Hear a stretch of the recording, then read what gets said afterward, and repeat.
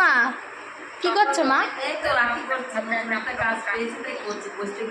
একটু বুঝু। তাই আমাদের বাড়িতে বসে থাকা ছাড়া কোনো কাজ নেই, তো পাড়ায় একজন রাখি নিয়ে এসেছে, আমরা করছি।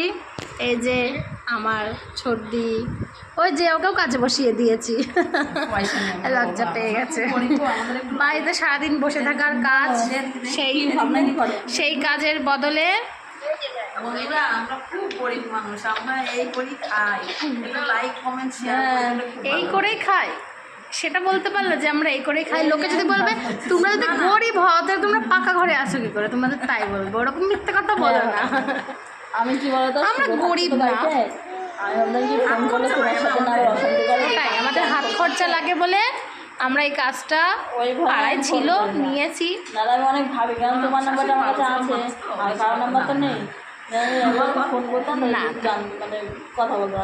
এই যে মা একটু দেখা করে দেখা, যদি দেখে যে আমি ফোন করি তাহলে দেখা কি করে করছো।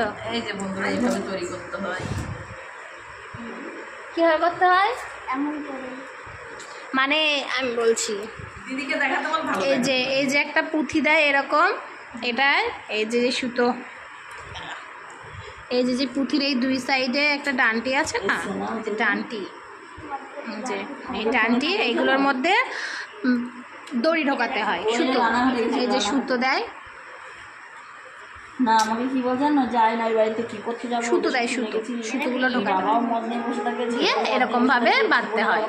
ও শুধু এটাতেই কাজ শেষ না, ওই যে ওখানে দিদি আবার ওই সুতোর মধ্যে করে আরও কাজ করছে, এইভাবে কাজ করতে হয়। ঠিক আছে, কাজ করি, বেশি বকা চলবে না। বাই।